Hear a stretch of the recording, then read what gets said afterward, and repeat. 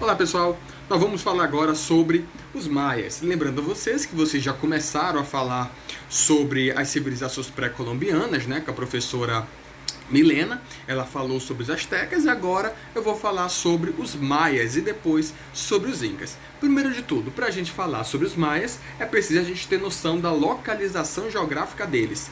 Fica nessa região da América Central, num local chamado de Península do Yucatán, que é essa que você está vendo aí, de verde bem forte, né?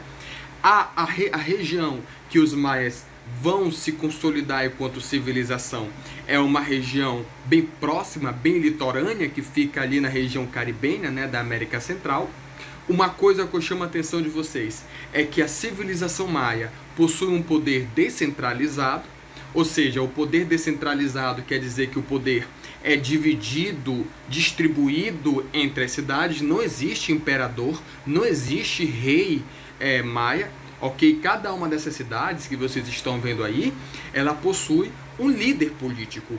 E as cidades, para serem chamadas de cidade-estado, elas devem possuir algumas características. E essas características que eu digo a vocês é independência, elas são independentes uma das outras, autossuficientes. O que é ser autossuficiente? Ela não necessita de ninguém para se sustentar. Ela tem a própria economia, tem a sua própria política. Então essas cidades que vocês estão vendo aí são cidades maias que possuem o seu próprio sustento, não dependem uma da outra. Ok? Em relação à cultura, é a única coisa que pode aproximar essas civilizações é justamente a expressão cultural e a religião. A religião, eu destaco a vocês, o politeísmo. Tá? Na época, tanto os astecas, os incas e os maias possuíam a religião politeísta, ou seja, a crença em vários deuses. E todos esses deuses geralmente eram ligados a efeitos da natureza, eram sempre ligados à natureza, a chuva, sol, mar, agricultura, fertilidade. Tá? Então era uma infinidade de deuses. Em relação à religião, é um ponto bem importante de se falar, que era algo muito cotidiano, a participação religiosa era constante na vida do povo maia, ok? Então isso te faz mostrar que a religião sempre esteve presente em todos os momentos, de uma forma cotidiana aí na história do povo maia. As cidades maias eram cidades suntuosas, cidades bem elaboradas, bem construídas, com um projeto de irrigação muito grande, tá? Templos grandiosíssimos onde aconteciam os rituais de sacrifícios, principalmente de guerreiros perdedores. Eram nesses rituais que arrancava-se o coração, cortava-lhe a cabeça e jogava a cabeça do guerreiro perdedor escadaria abaixo. Tá? E o povo aí na frente, como vocês estão vendo, o povo na frente do templo, totalmente animado, ensandecido diante de todo esse ritual, né? Era um momento de reunião do povo maia, ok? Que acontecia na cidade. O poder do líder da cidade era o poder teocrático. O que é o poder teocrático? Teo, Deus, cracia, poder. Ou seja, era um governo onde a imagem do líder sempre estava atrelado à imagem religiosa. Então, você desrespeitar o líder seria você desrespeitar uma imagem religiosa, uma entidade religiosa. Então, daí o porquê o poder desses líderes dessas cidades serem poderes teocráticos. Ok? A zona urbana é onde se concentrava a nobreza, e a gente vai ver quem fazia parte dessa nobreza. A zona rural, que cada cidade-estado possuía sua zona rural, já que a agricultura era a principal fonte de alimento, tá, da sociedade maia. Então a zona rural era de suma importância, por sinal, e era formado por cidades-estados. E eu já falei a vocês que as cidades-estados eram cidades autossuficientes, né? Se autogovernavam, se autossustentavam, não dependiam de nenhuma outra cidade. Em termos sociais, você tem uma sociedade muito bem dividida, uma sociedade muito bem ramificada, muito bem organizada e hierarquizada. Tanto é que você está vendo aí pelas camadas sociais. Você tem o topo da pirâmide social, os nobres, que são esses bem aqui. Os nobres, pessoal, eram compostos por chefes de guerras, ou seja, eram compostos por militares, responsáveis pela administração pública. Então você vê que era uma sociedade altamente guerreira, ok? Abaixo dos nobres você tem o sacerdote, pessoas ligadas à religião, a questão do ritual religioso altamente respeitado.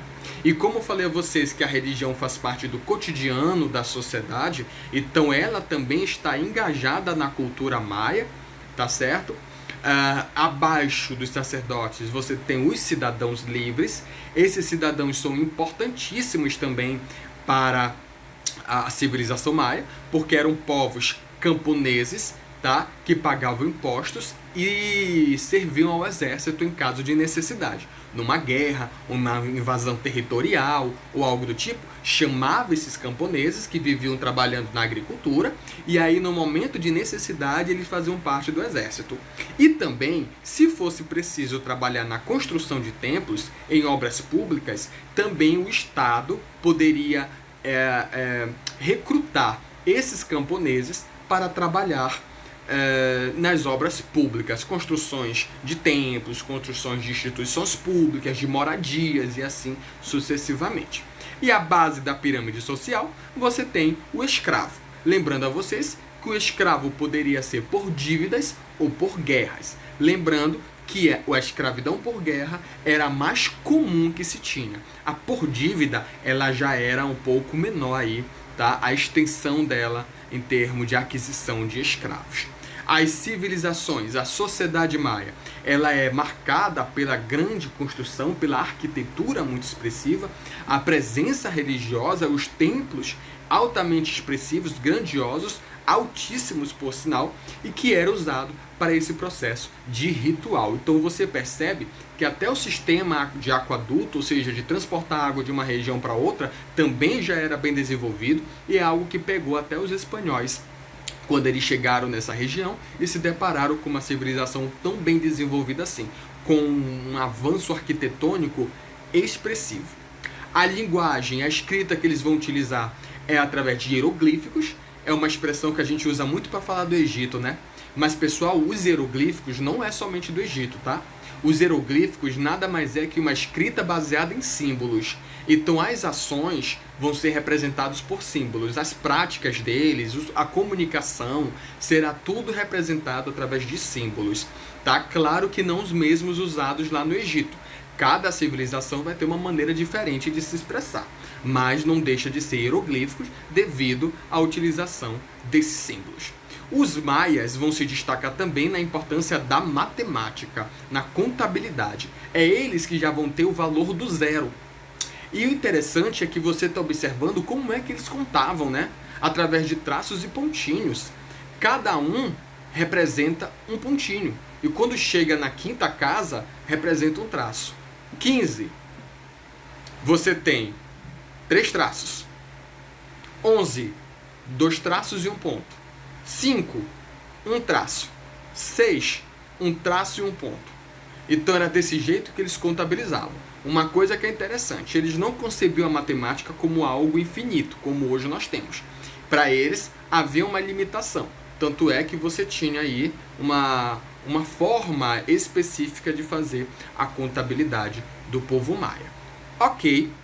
Aí, pessoal, disponibilizei os astecas para vocês. Se alguém quiser bater um print, estiver assistindo do celular, a professora Milena já falou. Eu vou só dar uma passada muito rápido, tá? Na civilização asteca, para mostrar para vocês a importância que ela vai ter, tá? Então, como vocês já viram, a agricultura, que é formada de chinampas, importantíssimo para vocês. Uma sociedade altamente hierarquizada, como vocês estão vendo aí. Tá? Então você pode tirar o print, o sacrifício também era realizado, como vocês estão vendo, muito parecido com o povo maia, por sinal, ok? Então você pode tirar o print aí dessas imagens que eu estou mostrando para vocês, para que a gente possa dar continuidade ao nosso assunto. Falando do povo Inca, que também faz parte do nosso momento agora. Primeiro de tudo, pessoal, o povo Inca, ele habita uma região que é aqui da América do Sul, mais próximo da gente, chamado Vale do Peru. E vai ser justamente nessa região que você vai ter esse povo se desenvolvendo.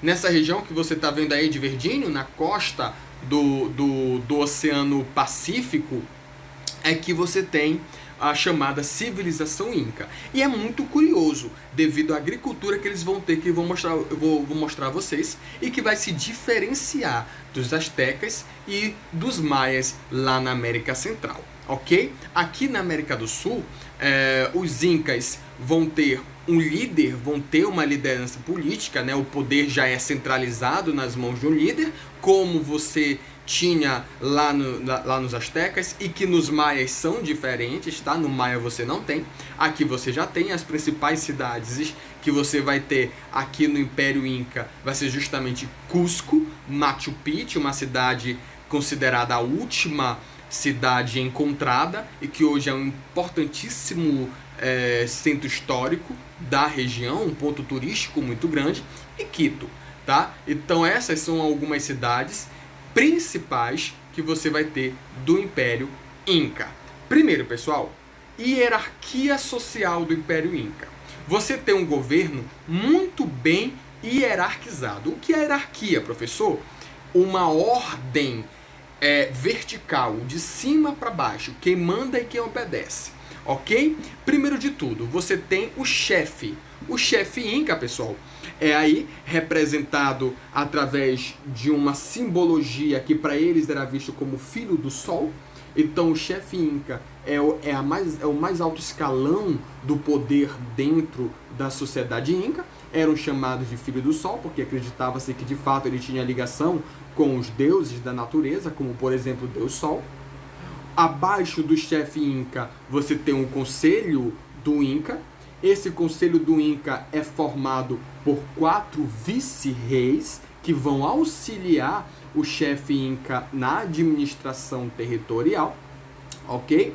Esse conselho formado por uma alta aristocracia, que eram sacerdotes, burocratas e os curacas. Para quem não sabe o que é curaca, pessoal, são cobradores de impostos, chefes locais, tá? Juízes e comandantes militares. Ou seja, eram chefes que lidavam diretamente com a população.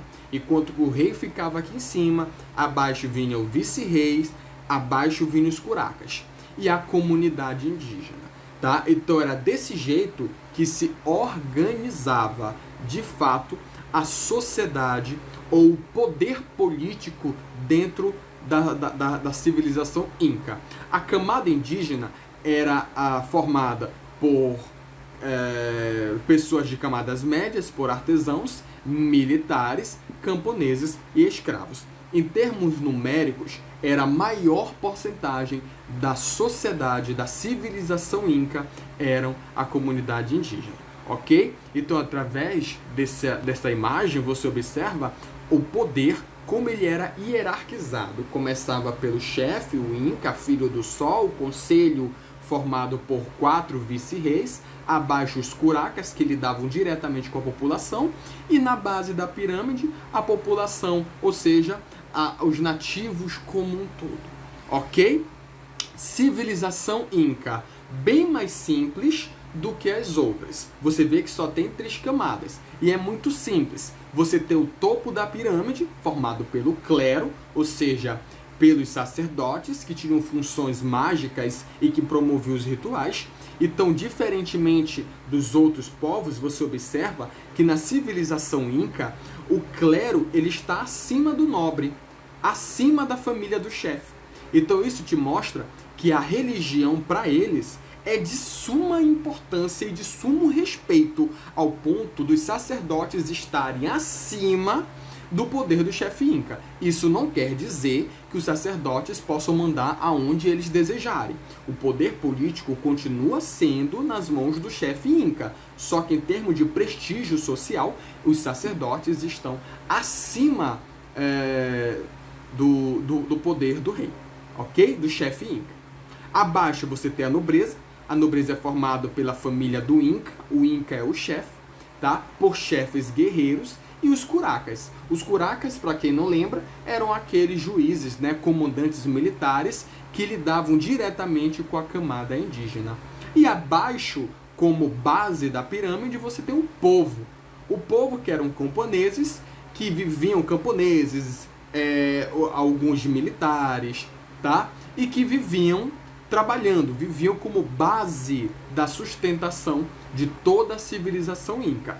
Tanto é que eles eram submetidos a um trabalho obrigatório. O nome desse trabalho é chamado de mita. É um trabalho obrigatório, principalmente para servir de alimentação, né? Para servir para permanecer com a economia da civilização inca. Então quem trabalhava era esse povo aí, os camponeses, que cuidavam da base da alimentação de toda a civilização inca. Ok, olha só, aí que vocês estão vendo é a cidade de Machu Picchu. Você vê que a região que os incas viviam era uma região altamente montanhosa, então isso dificulta um pouco a locomoção deles para outras regiões, porque tinham que descer de montanha e subir montanha. E a agricultura também vai ser fortemente influenciada por esse tipo de relevo que vocês estão vendo aí. A agricultura deles serão dessa forma, chamado de terraço andino, é como se fosse degraus de uma escada, que vocês estão vendo aí nessa imagem. Cada um desses degraus tinha um tipo de produção. E aí, para que serviam esses terraços? Como eles viviam em uma região muito elevada, cheia de montanha, era difícil de levar a água de baixo lá para cima, porque não tinha nada que sugasse essa água. Então, eles tinham que encontrar uma forma de irrigar a produção. E aí eles usavam a chuva.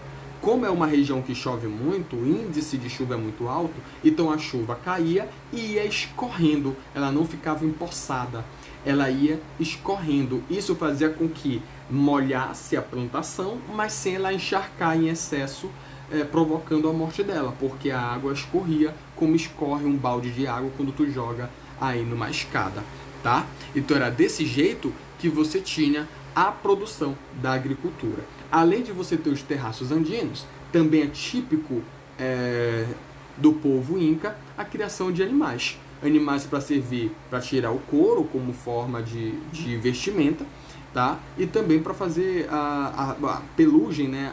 Tipo uma lã que era produzido por esses animais, que era a lhama. Então a lhama é altamente utilizada pelo povo inca e é um dos símbolos do Peru até hoje, né? É justamente a lhama, ok? Para representar a importância que você tem aí desse animal para com o povo inca. Tudo bem? Agora uma coisa interessante, pessoal. Mostrei a vocês a comunicação lá dos maias, né? Os hieroglíficos, cheios de símbolos, né? Parecido com o dos egípcios. Pois é, mas aqui no Inca, eles não têm aquilo. Aqui no Inca, eles têm esse tipo de escrita, de comunicação, chamado de quipus. E o que são os quipus? São esses cordões e cada nó tinha uma representação. Por isso que é difícil da gente entender a comunicação da civilização inca, porque cada nó desse que você está vendo aí tinha um tipo de expressão diferente.